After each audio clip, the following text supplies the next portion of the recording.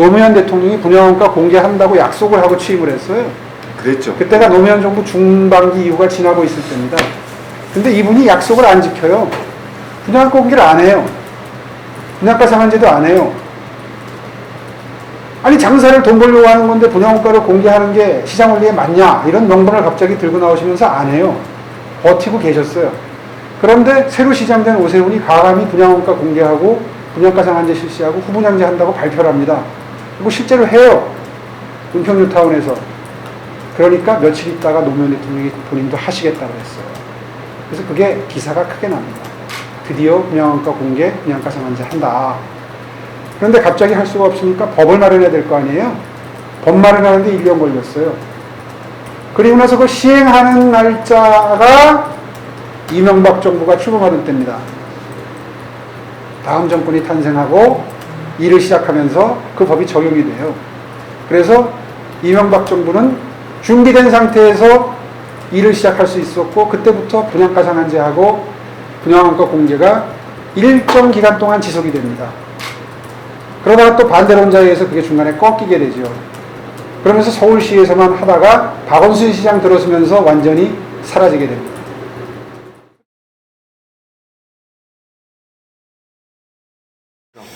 일단 큰 틀에서 보면 갑자기 집권해서 그렇습니다. 준비가 없는 거예요. 그러니까 이 부동산 시장이 대표적인 시장 경제 원리에서 움직이는 그러면서도 심리적인 요인이 매우 많이 영향을 미치는 그런 전형적인 시장인데 이 시장이라고 하는 이해가 매우 부족한 정권입니다. 그러니까 준비 없이 집권해서 부동산이라는 걸 무슨 정부 정책으로 가격을 조절하는 걸로 이 사람들 큰 착각을 하고 있는 거예요. 그 대전제가 현실과 부합하지 않기 때문에 벌어지는 부조화가 지금의 이 부동산 시장의 대혼란, 이 대실패, 이 처참하죠 지금. 사실 뭐 애써서 저 사람들 부인하고 있지만 정말 처참한 실패의 원인은 바로 그 시장이라고 하는 기본적인 원리 이것을 전혀 인정하지 않고 정부 정책으로 가격을 조절하는 게 부동산 정책이라고 알고 있어요, 이 사람들. 부동산 정책이라고 하는 것은 양질의 상품, 다시 말해서 부동산을 공급하는 것으로부터 시작이 돼야 됩니다.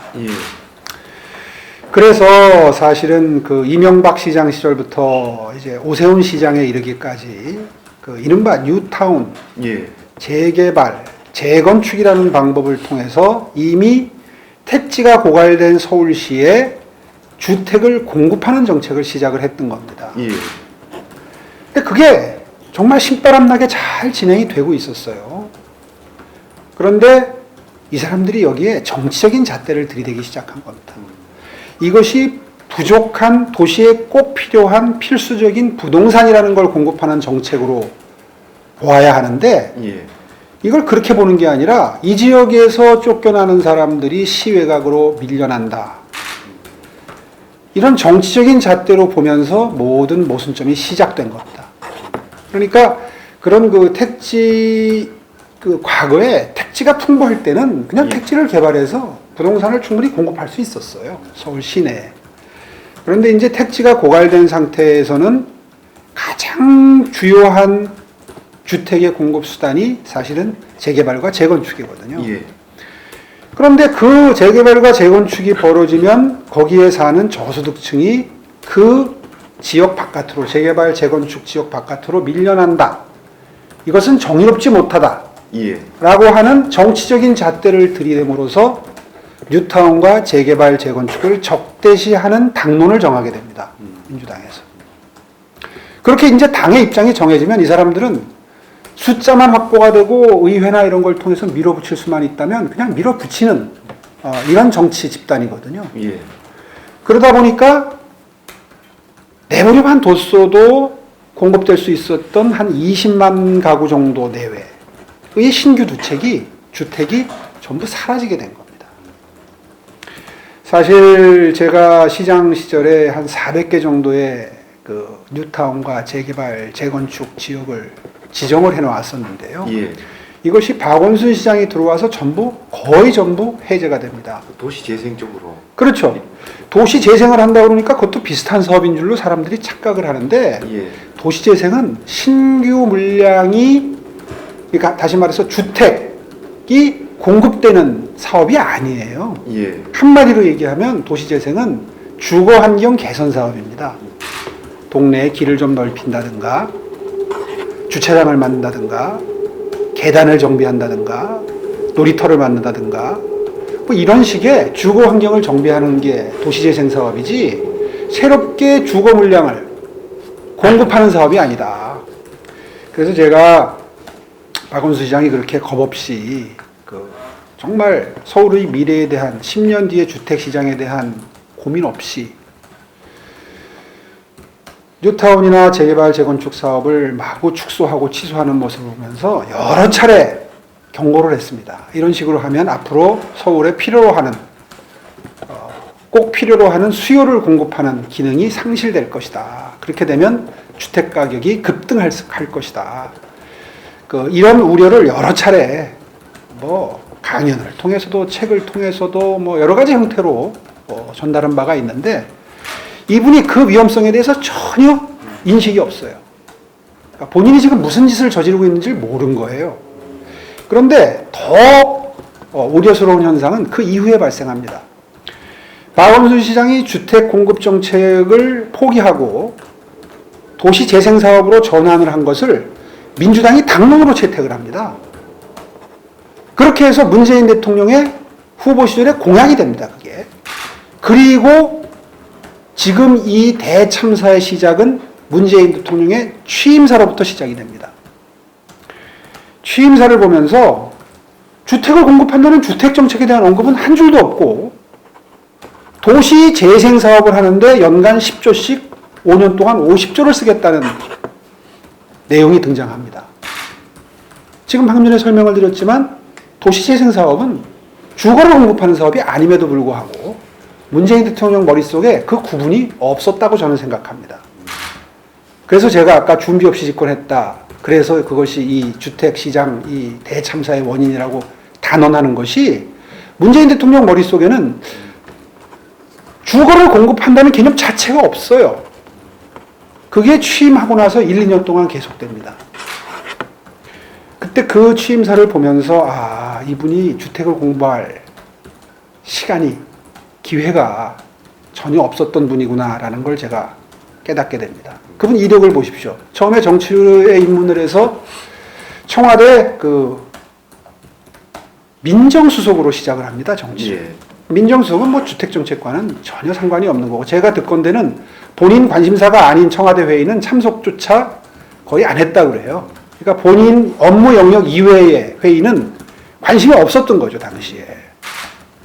그 이후에 이분의 정치 이력을 보면 주택정책에 대해서 관심을 가지거나 공부를 할 기회조차 없었던 정치인입니다. 그러다 보니까 김현미 장관 같은 이분도 역시 제가 보기에는 주택에 대해서 체계적으로 공부할 수 있는 그런 기회를 가졌던 정치인의 이력은 아니라고 생각합니다. 그러니까 지금 회고해보면 김현미 장관조차도 공급은 충분하다 이런 얘기를 취임 초에 한 1, 2년 계속합니다. 지금 최근에는 그 취임 이후부터 저금리 탓이다. 그다음에 정정부 탓이라고 또. 그러니까 주택 가격이 형성되는데 여러 가지 원인이 복합적으로 작용을 하죠. 예. 그 중에서 큰 원인이 있고 작은 원인이 있지 않겠습니까? 예. 그런데 큰 원인은 제껴두고 작은 원인, 그거 거짓말이라고 할 수는 없어요. 경제 위기를 극복하기 위해서 시중에 돈이 많이 풀려서 풍부한 유동자금이 돌아다니는 게 주식시장이나 부동산 시장으로 몰려 들어가면 집값이 오를 수도 있고 주식값이 오를 수도 있다는 건 경제 상식이죠. 예.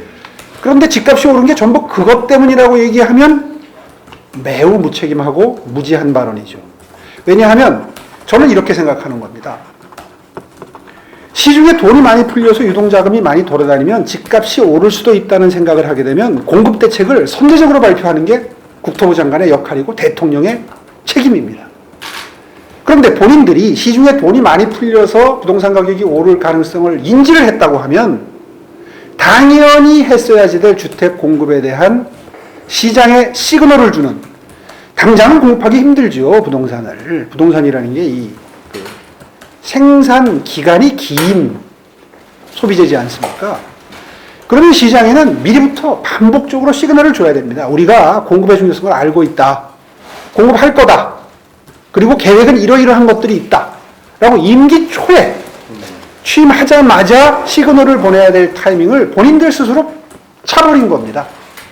놓친 정도가 아니라 차버린 거예요. 왜냐하면 지금 기억해보면 당시에 뭐 보도 같은 걸 다 확인을 해보면 문재인 대통령도 김현미 장관도 공급은 부족한 것이 아니다. 공급 부족이 가격 상승의 원인이 아니다. 라는 말을 임기 초에 1년 이상 계속합니다. 네, 예, 그래 놓고 원인은 시중에 풀린 유동자금 때문이다.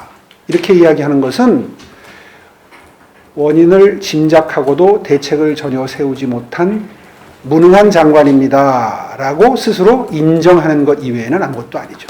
지금 8.4 대책에서 공급 대책을 내놨지 않습니까? 그 얘기를 자주 하더라고요. 공급 대책 내놨다고. 그게 아니 뭐 20몇 번을 대책을 내놓으면서 공급 대책을 안 내놓으면 그거는 바보지요. 바보 정권이지요.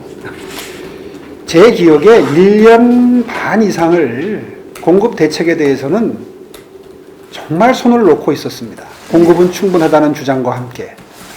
그러다가 이제 집값이 급등하고 서민들이 아우성을 치기 시작하고 집 없는 서민들의 박탈감이 극대화되고 무엇보다도 이 주택값이 오르게 되면 자산 격차가 벌어지면서 예.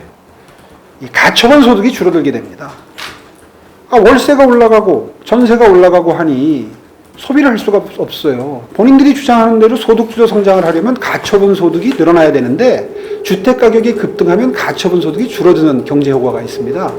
본인들의 경제 운영 기조에도 타격이 오기 시작한 거예요. 집 사는데 돈을 많이 넣어야 돼요. 그렇죠. 집 사는 데 써야 되고 전세금 올려주는 데 써야 되고 월세가 올라가면 월급 받아서 월세 내기 바쁘고 서민들일수록 더 그렇죠.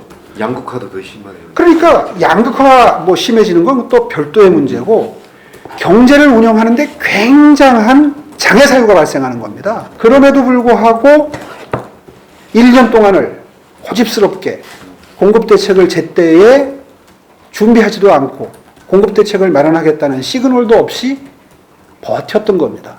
그것이 주택가격 급등에 가장 큰 심리적 영향을 미치고 원인이 됐다는 걸 이제 조금 깨닫고 있는 것 같아요. 이제 집권 후반기에. 어쨌거나 요약해서 얘기하면 지금의 이 부동산 시장의 대혼란, 대참사가 벌어진 것은 당초 집권 당시에 이 부동산 문제에 대한 철학이 없었다.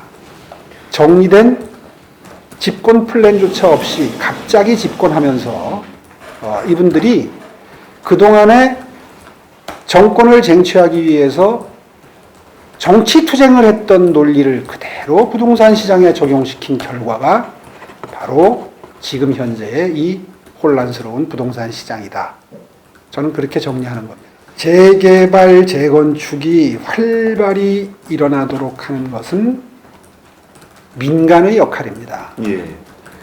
이걸 굳이 공공의 역할, 민간의 역할을 나누는 것은 그건 뭐 어떻게 원칙을 세워도 상관은 없지만 가장 빠른 속도로 가장 많은 물량을 시장에 공급하려면 민간에서 기업이 혹은 그 물량을 공급함으로써 이익을 얻을 수 있는 사업 주체들이 신바람이 나서 그 작업에 매진하도록 투자가 일어나도록 변화가 일어나도록 유도하는 게 가장 좋은 방법입니다. 그런데 이 정부는 아직도 정신을 못 차리고 있는 부분이 뭐냐 하면 이 신바람이 일어나는 걸 스스로 자꾸 짓밟아요. 억제라는 겁니다. 사실 영종률 인센티브를 주어서 지금 현재의 층수보다 더 획기적으로 많이 층수를 높일 수 있습니다. 그동안에 건축 기법도 발전했고 그리고 그 비용도 옛날만큼 고층 빌딩을 짓는다고 해서 비용도 옛날만큼 그렇게 많이 들어가는 게 아니거든요. 이제 기술이 발달해서. 그렇다면 국토를 효율적으로 이용해야 되는 우리나라 입장에서는 뭐 홍콩처럼 고밀화는 그건 좀 심하다 하더라도 국토 면적이 좁고 더군다나 많은 인구가 수도권에 몰려 있는 우리나라의 이 국토 현황, 우리의 사정을 바탕으로 여유 부지가 많이 없는 우리들의 이 상황을 바탕으로 생각을 해보면 서울시계 내에 충분한 물량을 공급하는 게 주택문제 해법의 시작입니다. 사실은 이 강남 지역, 서울 지역, 수도권 지역, 전국 이렇게 주택 가격이 영향을 미쳐서 확산되는 거거든요. 그런 의미에서 강남 지역과 서울 시내의 주택 가격을 잡는 것은 정말 필요한 정책 기조입니다. 기조. 그런데 그렇게 될 수 있는 가장 효율적인 방법인 재개발, 재건축을 민간이 신바람나게 몰려들어서 할 수 있도록 만드는 건 결국 법과 제도고 정책입니다. 그런데 그렇게 해서 얻을 수 있는 이익의 상당 부분, 거의 대부분을 공공에서 회수를 한다는 건 이 정권 입장에서 보면 정의의 관념에는 부합할지 모르지만 그렇다면 그분들이 신바람이 나서 거기에 투자를 하고 에너지를 쏟을 이유가 사라지는 거죠. 인간이라는 게 이기심 때문에 경제활동을 합니다. 이 인간의 이기심이라고 하는, 인간의 욕구라고 하는 걸 가장 잘 효율적으로 활용하는 정책 수단을 세우는 것이 정치권이 해야 될 일이고요. 근데 이 정부는 그 인간의 욕구라는 것을 애써 무시합니다. 그러니까 이익을 얻기 위해서 움직이는 민간의 움직임을, 그 이익을 박탈하면 움직임이 둔화될 거라는 것은 상식적인 이야기인데, 주택시장이 이렇게 대참사가 벌어지고 있는 상황에서도 그 원칙을 놓지 않으려고 하는 거예요. 그렇게 되면 투자자들 입장에서는 굳이 돈과 에너지를 투입해서 재건축, 재개발에 몰입할 이유가 없는 거죠. 그래서 시장에 대한 이해도 부족하지만 그 바탕에는 인간 본성, 인간의 욕구에 대한 이해도 매우 부족한 집권 세력이다. 물론 최대한 그분들께 이익을 보장해 주라는 뜻이 아닙니다. 그분들이 적어도 적당한 이익을 취할 수 있도록 인센티브를 부여하는 것.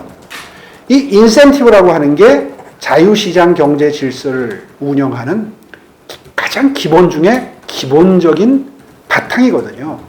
그런데 이 인센티브의 역할을 무시하고 이걸 빼앗는 것이 정의롭다고 생각하는 생각의 바탕 때문에 안타깝게도 아직까지도 민간이 활발하게 투자할 수 있는 여건을 마련하는 정책까지 도달하지 못하고 있다.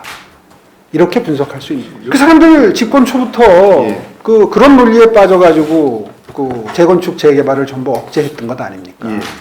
사실은 재건축, 재개발 자체가 주변 집값을 자극하고 부동산 가격 상승을 유도하는 게 아니라 잘못된 재건축, 재개발을 방치하는 것이 문제입니다.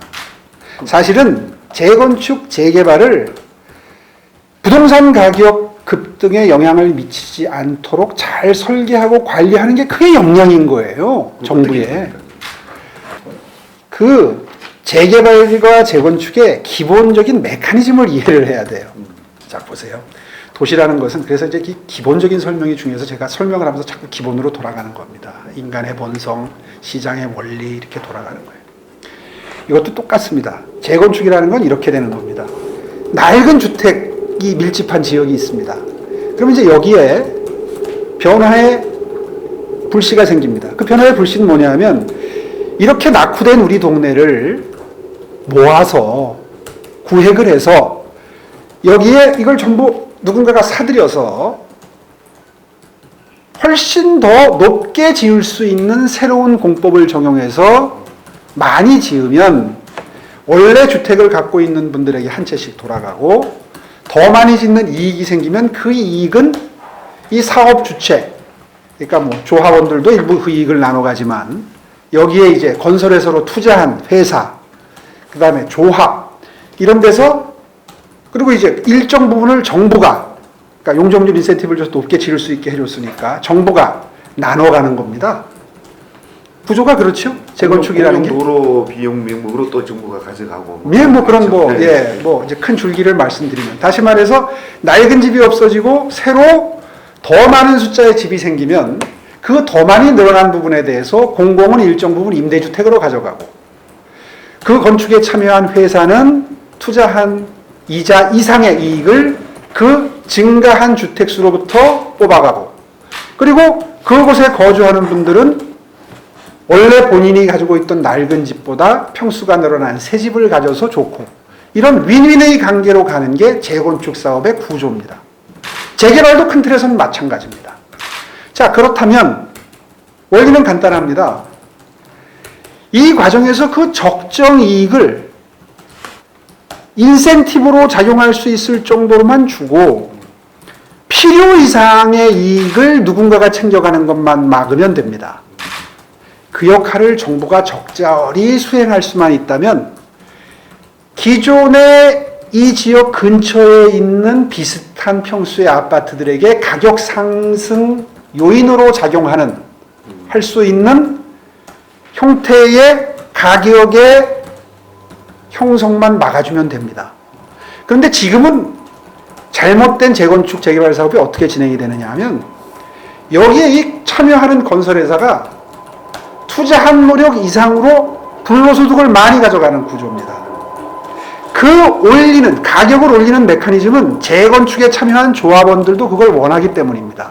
왜냐하면 이분들은 자기네들 주택이 높은 가격에 형성되길 바라거든요. 그러니까 그 이해관계가 건설회사와 맞아떨어지는 겁니다. 그래서 높은 가격을 형성해도 좋으니 당신이 이익을 많이 가져가도 좋으니 내가 새로 가지는 아파트의 가격이 내가 입주할 때부터 높게 형성되도록 해달라는 조합원들의 무언의 압력을 건설회사가 어떻게 보면 활용한다든가 악용하는 거죠. 그래서 이익을 취해가면서 가격이 높아집니다. 그렇게 높아지면 이 높아진 가격이 주변의 비슷한 평형의 아파트에게 가격 상승 압력으로 작용을 하죠. 그럴 거 아닙니까? 자, 그럼 이렇게 원리를 이해하고 나면 해법이 나옵니다. 착한 형태의 재개발, 재건축을 하도록 하는 게 정부의 역할이다. 서울시의 역할이 돼야 되는 겁니다. 그럼 어떻게 하면 되느냐? 필요 이상으로 불로소득을 건설회사가 많이 가져가는 걸 컨트롤해야 됩니다. 그러면 어떤 일이 오히려 거꾸로 발생하냐면 건설회사는 폭리를 취하는 걸 줄일 수 있고 물론 뭐 건설회사 입장에서는 제 설명을 들으면 굉장히 섭섭하겠죠. 그러나 건설회사를 위해서 주택정책 펴는 게 아니거든요.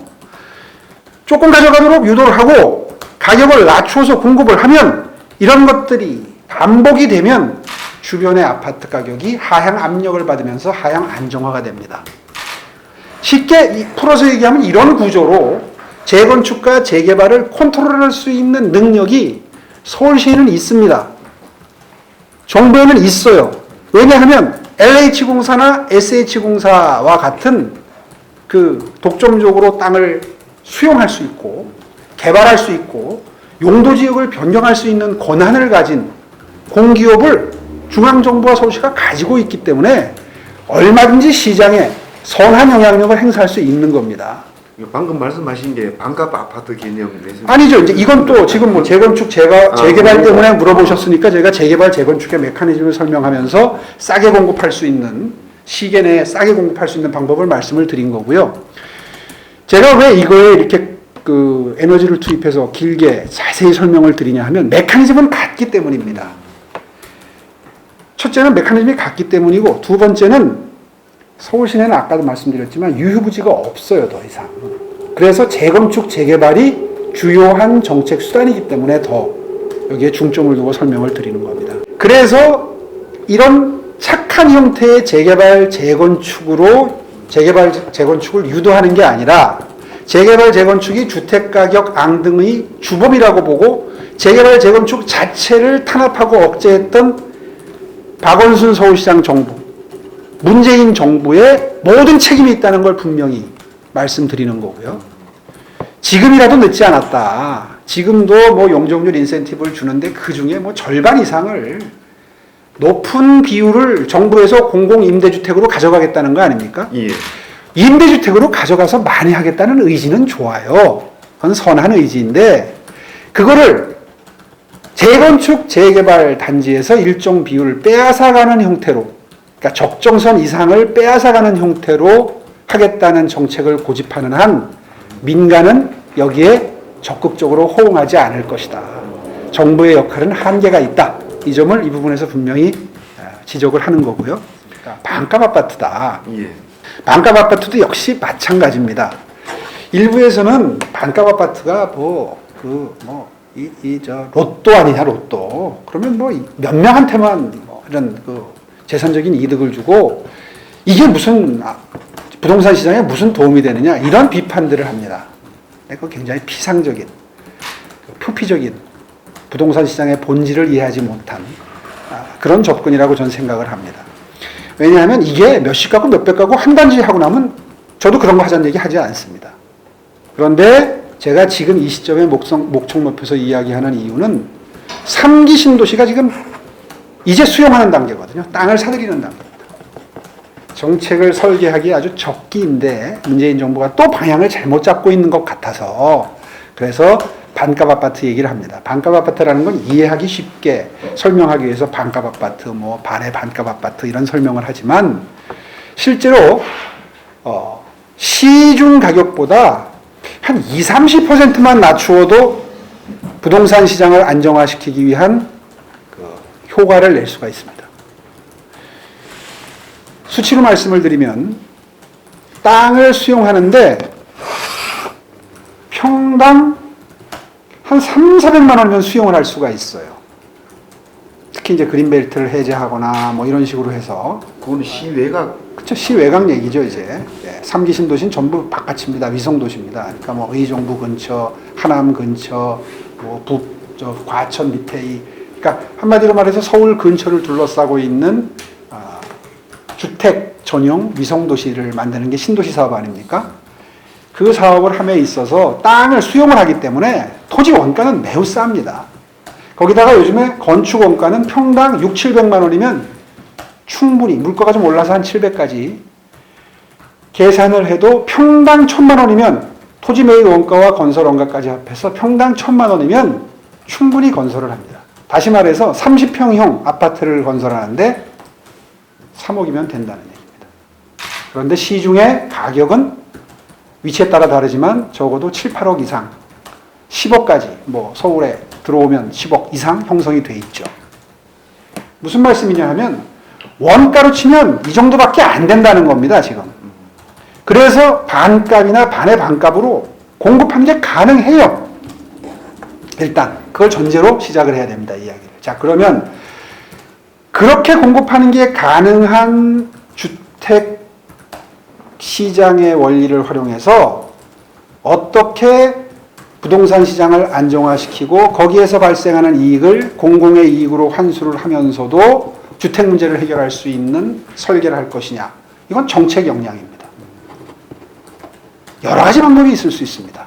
굳이 토지 임대부나 환매 조건부 아파트를 분양하지 않더라도 충분히 가능해요. 어떻게 가능하냐? 지금 설명드렸잖아요. 원가가 그렇게밖에 안 들어가요.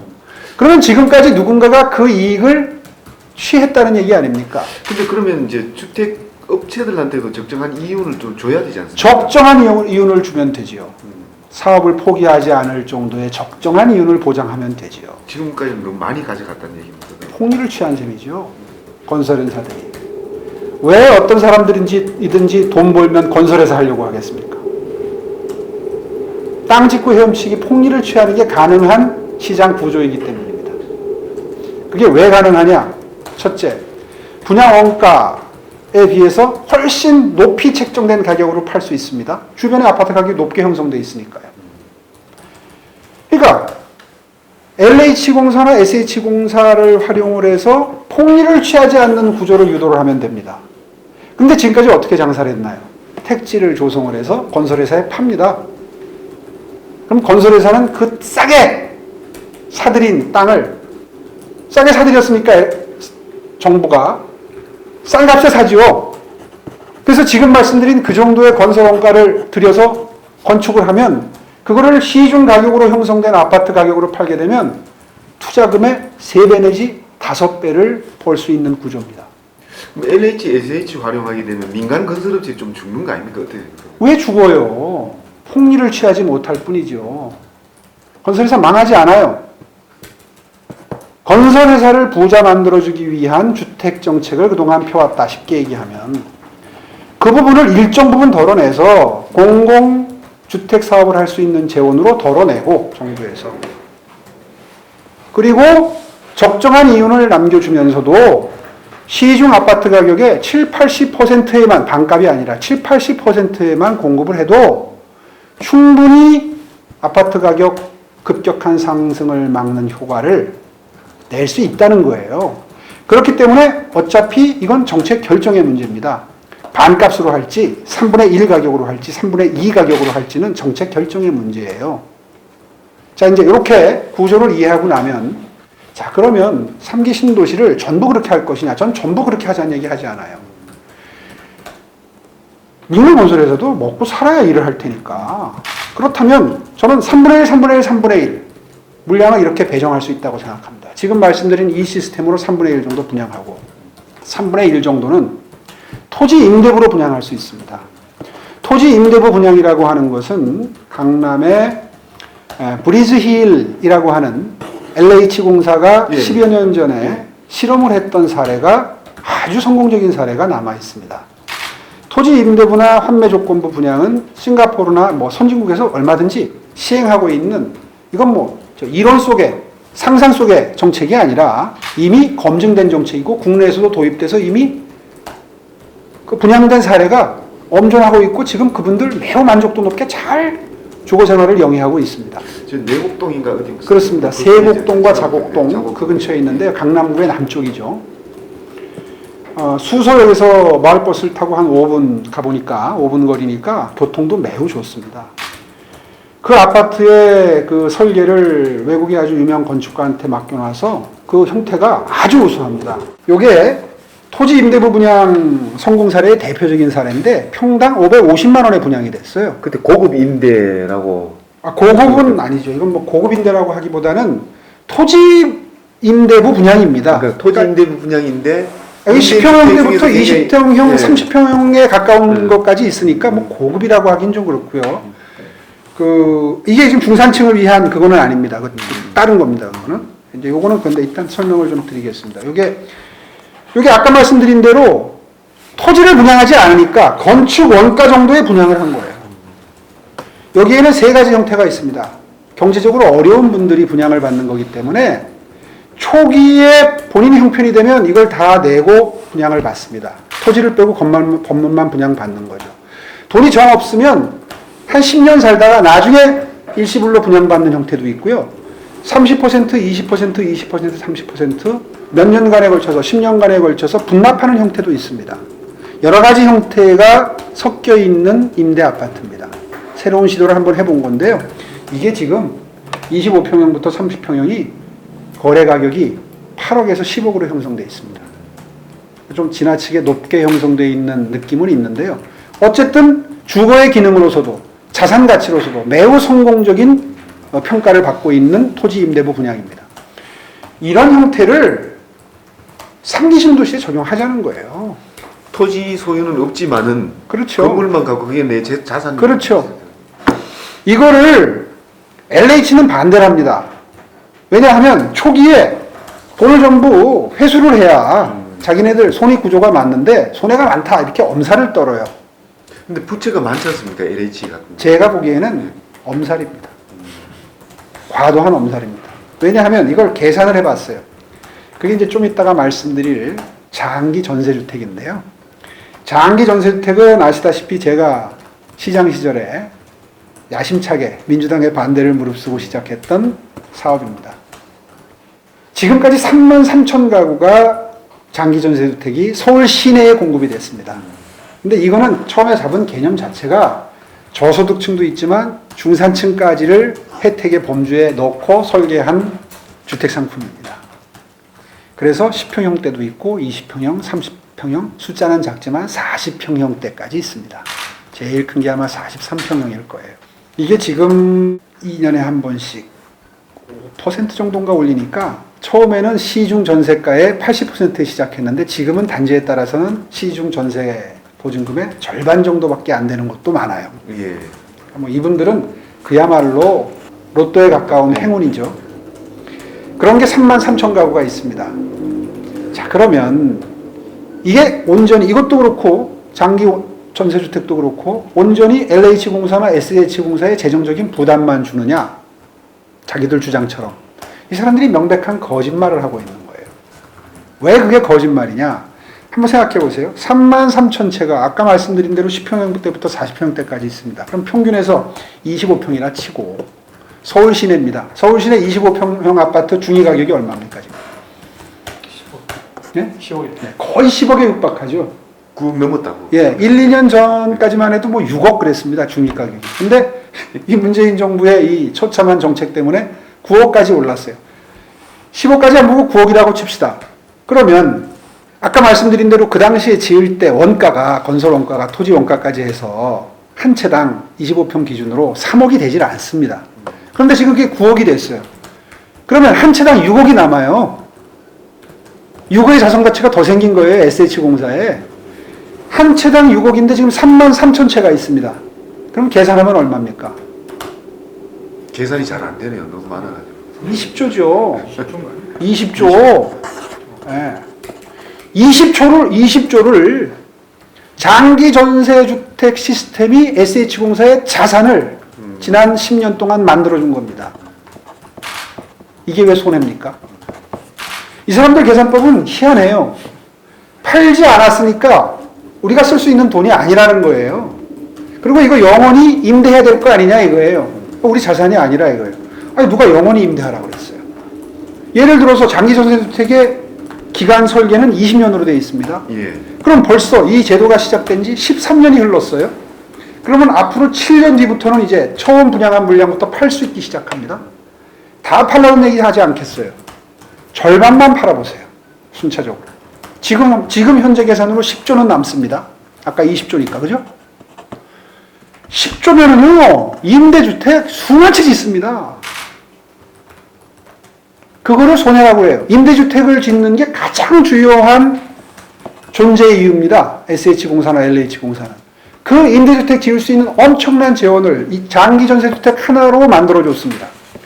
만약에 가정이지만 SH공사가 이걸 해서 성공을 해가지고 이명박 대통령이 그때 이거 좋은 제도자 해서 전국적으로 전파시켰어요. LH를 통해서.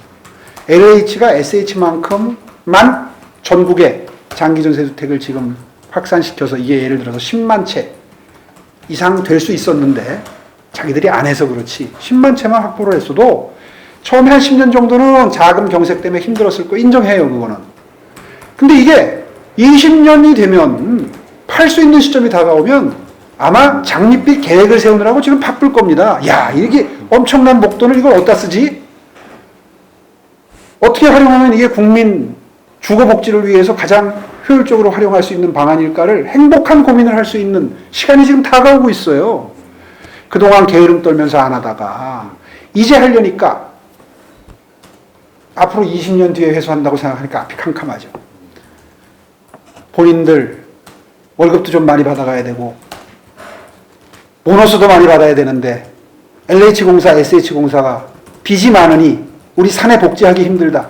지금 딱 그 주장하는 거 아닙니까? 공기업을 운영하는 임직원들은 그런 마인드면 안 되죠. 본인들이 지금 당장 힘들더라도 이게 헛돈 나가는 게 아닌 이상 10년 뒤, 20년 뒤, 30년 뒤가 되면 SH, LH공사가 빚을 갚을 수 있는 구조예요. 오히려 이것 덕분에. 근데 입만 열면 이것 때문에 망하게 생겼다 그래요. 어떤 기자가 열심히 그걸 인용해서 써놨더라고요. 장기전세주택이나 이런 거 하면 안 된다 이거예요. 기조가. 왜냐하면 LH와 SH공사가 힘들어지니까. 아니 LH공사, SH공사 먹여 살리려고 주택정책합니까? 이 제도가 지금 매로당하고 있어요. 토지 임대부 주택도 똑같은 구조입니다. 원리가 똑같잖아요. 토지가 남아 있습니다. 토지는 택지로 개발된 다음에 주변에 아파트들이 들어서고 주거지가 형성이 되면 올라가죠. 그 올라간 토지를 그대로 LH공사가 가지고 있죠. 이거 보세요. 토지는 임대하는 거 아닙니까? 나중에 20년 뒤, 30년 뒤, 40년 뒤에 엄청나게 큰 자산으로 남아있을 이 토지를 계산해서 빼요? 토지 임대부도 토지까지 포함해서 나중에 팔 수가 있습니까? 팔 수 있죠. 근데 그거에 대해서 지금 규정이 불투명해요.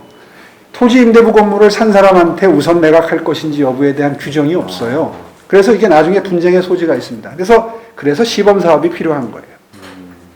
이런 비판이 있어요. 지금 너무 시중 가격이, 매매 가격이 높게 형성됐다. 앞으로 토지도 사야 되는데, 예. 토지가 없는 건물인데, 건물만 파는데, 이게 25평인 기준으로 한 8억 가까이 이게 가격이 형성되면 나중에 감당을 못 합니다. 이거 산 분들은. 지금 비싸게 사고 있는 거죠. 그러니까 나중에 일정 시점이 되면 토지를 사야 될 부담이 있는 건물이라는 거를 충분히 숙지를 하고, 그거를 역산을 해서 이게 이 정도 가치면 적정선이겠다라고 판단을 할 수 있는 능력이 소비자한테 있어야 하는데 그 과정이 지금 제대로 작동을 안 하고 있다고 저는 우려를 하는 거예요. 그래서 앞으로 이걸 하게 된다면 40년으로 설계된 토지 임대부 분양주택을 20년 정도로 줄이자라는 생각을 저는 하고 있습니다. 왜냐하면 그 다음에 이제 재산 그것도 이제 20년 뒤에 명확하게 좀 그렇죠. 그러면 이제 20년 뒤쯤에는 이걸 내가 토지를 사야 될지도 모른다라고 하는 걸 알게 되기 때문에 지나치게 비싸게 가격이 형성되는 것을 어느 정도 조절할 수 있고, 그리고 분쟁이 생길 수 있는 여지를 조기에 낮출 수 있는 거죠.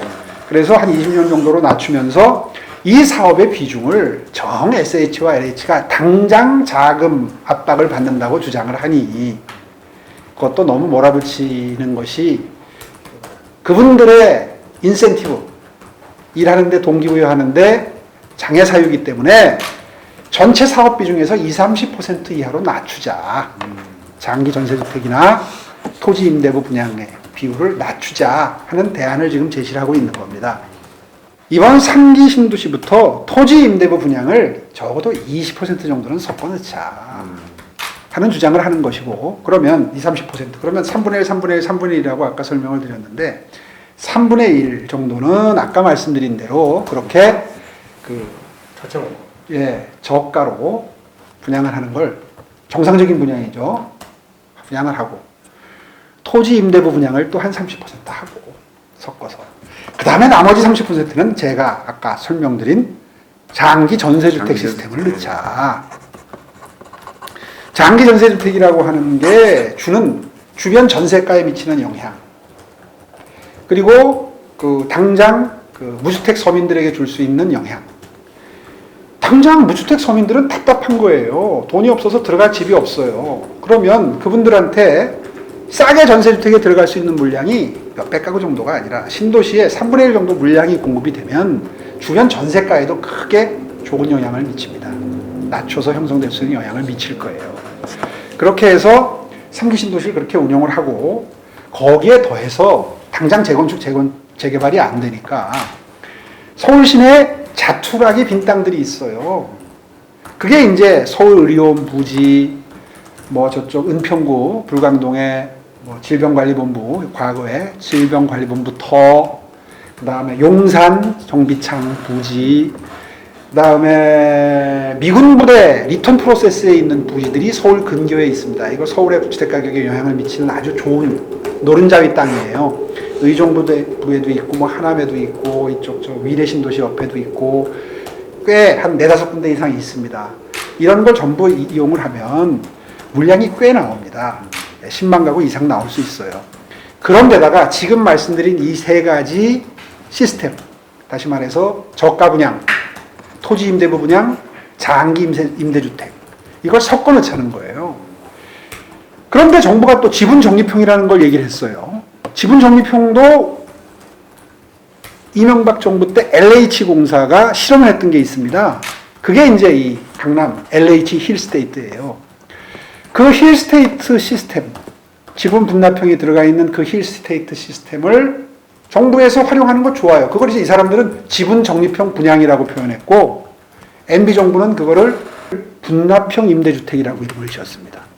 하여튼 상표 하나는 잘 지어요. 이 정부가 오히려 더 매력적으로 지어요.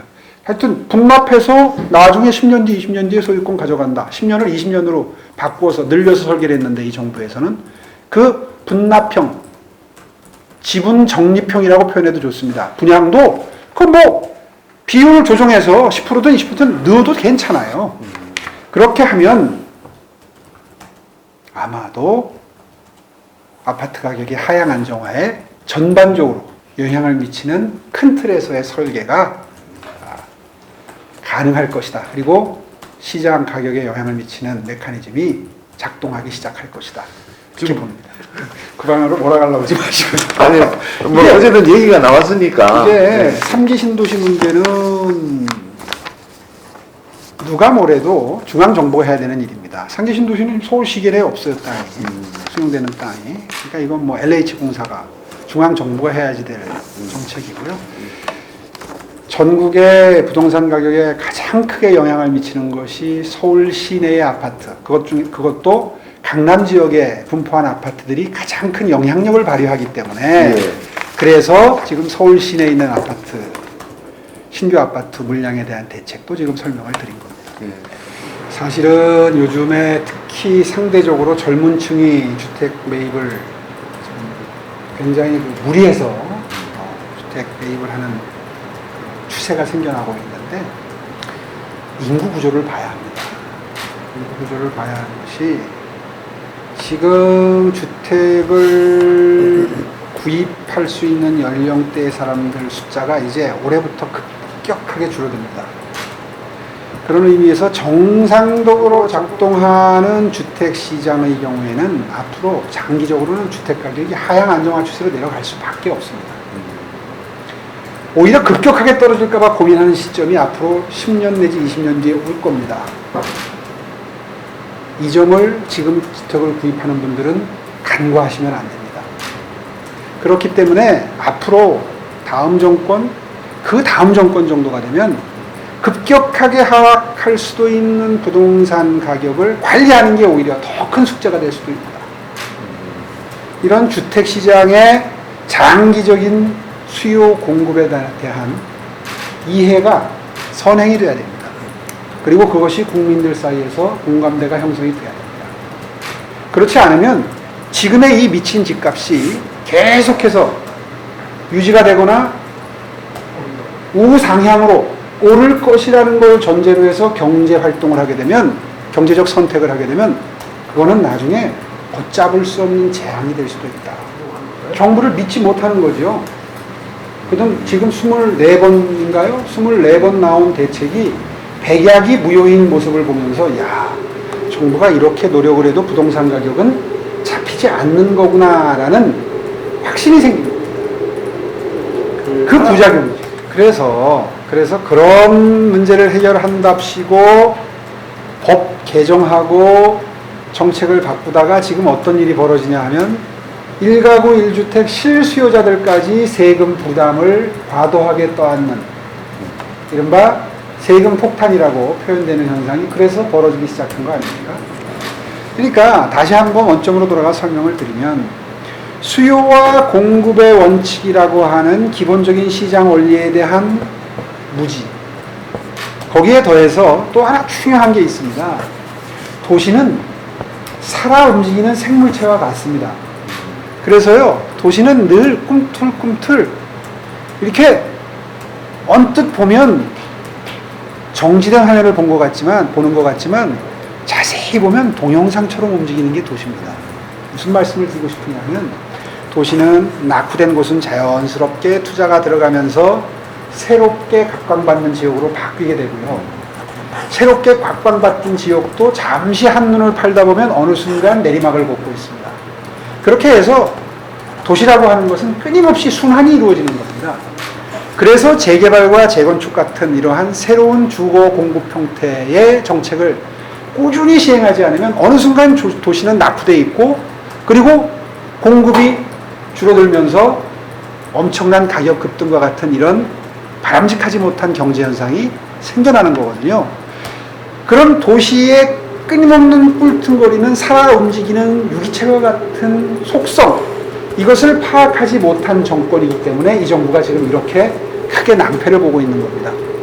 그래서 다시 아까 질문으로 돌아가서 말씀을 드리면 이 정부는 지금 고집스럽게 서울 시내에서 벌어질 수 있는 재건축과 재개발을 억제하고 있는 거거든요. 공공재건축, 공공재개발을 이름으로 허용을 하고 있는데 사실상 억제하고 있는, 그러니까 모양상으로는 장려하고 있는데 사실상 억제하고 있는 이런 앞뒤가 맞지 않는 절름발이 정책을 지금 펴고 있는 거거든요. 이런 것을 풀어주면 빠른 시일 내에 공급이 늘면서 이런 불확실성이 해소가 되고요. 가장 중요한 것은 아까 말씀드리다 말았지만 정부가 신뢰를 되찾는 일입니다. 정부가 신뢰를 잃으면 그 엄청난 불이익을 국민들이 보게 됩니다. 정부가 빨리 신뢰를 회복하는 것. 그래서 정부에서 책임 있는 사람이 나서서 앞으로 20, 30년 뒤에는 주택가격이 하향 안정화될 수밖에 없습니다. 상식적으로 생각해 보십시오. 지금 인구 구조가 어떻게 변하고 있습니까? 라고 이야기를 했을 때 국민들이 그 이야기를 믿고 이해하고 따를 수 있는 정부가 되는 것. 저는 유권자들한테 제 개인 의견이 아니라 인구 구조를 보라고 말씀드리고 싶어요. 그렇죠. 왜냐하면 20년 전에, 10년 전에 똑같은 얘기 아니에요. 아니에요. 그렇지 않아요. 2년 전, 10년 전, 지금까지는 지금 계속해서 그 수도권의 인구가 늘고 있지 않습니까? 앞으로는 수도권에도 인구가 줄어요. 앞으로 수도권 인구 줄어들고. 그렇죠. 수도권 인구가 줄어들 수밖에 없죠. 지방에서 몰려 들어온다고, 그 다음에 또 가구는 또 분화되고, 그래서 예전이 늘어날 거다 이렇게 얘기하는 사람. 이렇게 이야기하면 아마 미래의 주택 가격을 정확히 예측하는 걸 겁니다. 수도권 전체로 보면 하향 안정화로 들어갈 거예요. 그런데 강남 집값은 좀 다르게 움직일 겁니다. 지금 말씀하신 것처럼 강남 집값은 계속해서 자산 가치의 확대 용도로 투자 내지는 투기죠. 보는 시각에 따라서는 투기가 될 수도 있는 거예요. 그 용도로 계속해서 잔존할 수 있습니다. 그런데 전국의 집값은 하향 안정화로 들어갈 수밖에 없어요. 그런데 지금 서울 이외의 지역까지 지금 올라가고 있어요. 무리하게 집을 매입하고 있잖아요. 제가 거기에 대한 경고를 지금 하고 있는 거예요. 그거를 받아가지고 전부 조합원들이 가져갑니까? 못 가져간단 말이에요. 자기는 집 하나 새로 생기는 거 이상은 없어요. 그 추가 이익, 과도한 이익을 건설회사가 가져간단 말이에요. 그거를 컨트롤을 왜 못합니까, 정부가? 그걸 그래서 분양가 상한제 도입하고 분양원가 공개 도입하고 후분양제 도입하자고 얘기하는 거예요. 그게 제가 이게 다 물려 있어요, 지금 이게. 근데 이게 뭐 부분적으로 질문을 하니까 지금 그거에 답변하다 보니까 이게 헌틀어졌는데 다 체계가 잡혀 있는 거예요. 아까 얘기했던 분양가 상한제, 후분양제, 분양가 공개. 이 세 가지 세트를 예전부터 그렇게 주장하셨단 말이에요. 그렇잖아요. 시장일 때 했어요. 주장한 게 아니라. 근데 왜 안 된다고 생각하세요? 왜 안 되긴요? 사심이 있는 사람들이 정책을 하기 때문이죠. 제가 시장일 때를 다 되짚어 보세요. 분양 원가 공개. 제가 몇 항목을 했더라? 뭐 60개 항목인가? 그때 40개 논란이 항목인가? 좀 많았죠. 이제. 그거요? 히스토리 말씀드릴까요? 네. 제가 취임하자마자 분양원가 공개를 했어요. 이게 2006년입니다. 참 집값 올 때. 네, 그때 상황이 어땠었느냐 하면요. 노무현 대통령이 분양원가 공개한다고 약속을 하고 취임을 했어요. 그랬죠. 그때가 노무현 정부 중반기 이후가 지나고 있을 때입니다. 근데 이분이 약속을 안 지켜요. 분양가 공개를 안 해요. 분양가 상한제도 안 해요. 아니 장사를 돈 벌려고 하는 건데 분양원가를 공개하는 게 시장 원리에 맞냐 이런 명분을 갑자기 들고 나오시면서 안 해요. 버티고 계셨어요. 그런데 새로 시장된 오세훈이 과감히 분양원가 공개하고 분양가 상한제 실시하고 후분양제 한다고 발표를 합니다. 그리고 실제로 해요. 은평뉴타운에서. 그러니까 며칠 있다가 노무현 대통령이 본인도 하시겠다고 했어요. 그래서 그게 기사가 크게 납니다. 드디어 분양원가 공개, 분양가 상한제 한다. 그런데 갑자기 할 수가 없으니까 법을 마련해야 될 거 아니에요? 법 마련하는데 1년 걸렸어요. 그리고 나서 그 시행하는 날짜가 이명박 정부가 출범하던 때입니다. 다음 정권이 탄생하고 일을 시작하면서 그 법이 적용이 돼요. 그래서 이명박 정부는 준비된 상태에서 일을 시작할 수 있었고 그때부터 분양가 상한제, 후분양제가 분양가 상한제하고 분양원가 공개가 일정 기간 동안 지속이 됩니다. 그러다가 또 반대론자에 의해서 그게 중간에 꺾이게 되죠. 그러면서 서울시에서만 하다가 박원순 시장 들어서면서 완전히 사라지게 됩니다. 다 기사처럼 보면 있어요. 스마트 시티가 이제 IT나 4차 산업혁명 기술이 결합된, 그건 이미 중국이나 이런 데서는 우리는 이미 이제 도시가 이미 만들어져 있으니까 스마트 시티를 갑자기 하기가 쉽지가 않아요. 새로운 도시를 하나 만드는 나라. 그러니까 중국 같은 경우에는 북경 근처에 스마트 시티를 하나 시범 케이스로 스웨덴도 하더라고요. 예, 제가 이제 한번 그런 나라들이 이제 새롭게 새롭게 할 수 있는 성격인데 그 스마트 시티 프로젝트를 기존의 시가지가 형성된 곳에다 하려면 굉장히 오히려 난점이 따르죠. 특히나 스마트 시티는 주거 영역보다도 교통 시스템에 훨씬 더 특화된 여러 가지 사례들이 지금 실험되고 있습니다.